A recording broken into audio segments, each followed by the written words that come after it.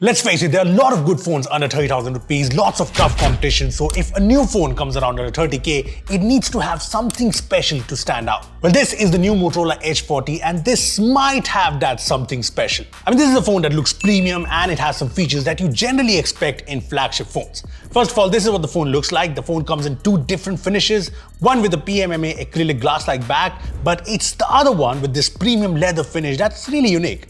It just looks and feels very high-end, and we have the leather version in green, but this is also available in black, which I think would look even nicer.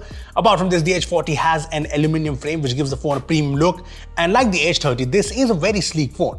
This is just 7.49mm thin and is also super lightweight at 167 grams. Now, to give you an idea, the phone is slimmer and lighter than say the Nothing Phone 1 or even the Poco F5. The front of the phone also looks high-end. It's got a 3D curved AMOLED display, and I like the symmetrical bezels all around. It's nice, and I like that Motorola hasn't cut any corners on the display. See, it's an OLED panel with a super fast 144Hz refresh rate. It's got 1200 nits of peak brightness, 100% DCI-P3 coverage, HDR support, and this display looks nice. I mean, super smooth. It's very vibrant in movies and shows, and it gets pretty bright. Now, I know some people have doubts around the accidental touches on curved screens, but I did not have a problem with this. Look, no matter how you look at this phone, you will find it premium. Now, I said at the start that this has features that are generally reserved for flagships. Well, the Motorola Edge 40 comes with the IP68 rating. That's generally something we see in flagship phones only. I mean, this basically means you can dip it into water, wash it off, take it for a swim. Honestly, a phone with IP68 under 30k is awesome. That's not all. The Edge 40 also comes with wireless charging support, and it's not slow wireless charging like say the Pixel 7a. This has 15-watt wireless charging support, and that's good under 30k. Now, if you're wondering, the Edge 40 does bring a performance upgrade over the Edge 30. This is the first phone in India with the new Dimensity 8020 processor, and this has 8GB LPDDR4X RAM and 256GB UFS 3.1 storage. Now, in my usage of the Edge 40, the best thing I found about the Dimensity 8020 is that it's a very stable, very cool processor. The phone does not throttle, there's no heating, and there's no lag in day-to-day performance or even while playing games. I mean, PUBG New State runs at 90 FPS on this, and there was no lag or stutter in the gameplay, which is very good. The stable performance is also visible in benchmarks. I mean, 3D Mark, you can see that the stability is 99%. Now, the 8020 is an upgrade over the 778G Plus that's present in Nothing Phone 1 and even the last gen Edge 30, so it's a good processor in this price segment, but yeah, it's not as powerful as say the 7 Plus Gen 2.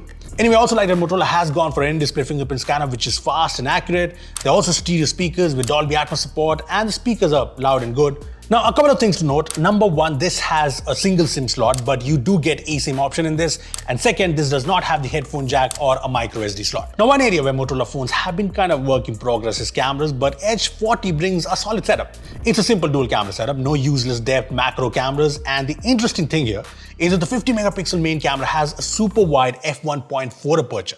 Most phones have an f1.9 or f1.7 aperture main cameras, so 1.4 is impressive, and it is basically the widest aperture camera you can get in this segment. I mean, the wider the aperture, the more light the camera can capture, and shallower the depth of field in photos. Now, all of this should mean brighter low-light photos, and that's something we noticed in the Motorola Edge 40 photos. The low-light shots are bright and sharp, and there's decent details too. I actually like the low-light shots from this phone. In daytime too, photos are good. For example, this was taken against the harsh sun, but the Edge 40 still managed to capture a good photo with nice dynamic range. Here's another photo I like, and look, most daytime photos have good colors, the details are good, and as you can see, the dynamic range is also fine. The wider aperture also results in natural bokeh at times, which is actually good. As for the 13 megapixel ultra-wide-angle camera, it takes decent photos, but I like that it also works as a depth camera as well as a macro sensor. Now, the photos apart, Edge 40 has OIS, and this has horizon lock support, which basically keeps the video stable even when you flip the phone 360. This is something we have seen in flagship phones in the past, so it's nice that Edge 40 has it. There's also portrait video for the first time in a Motorola phone, and it shoots in 720p, and this is what it looks like. There's also different focal length options in portrait mode, so you can take a portrait shot at 24mm that looks like this, or 35mm, or even 50mm.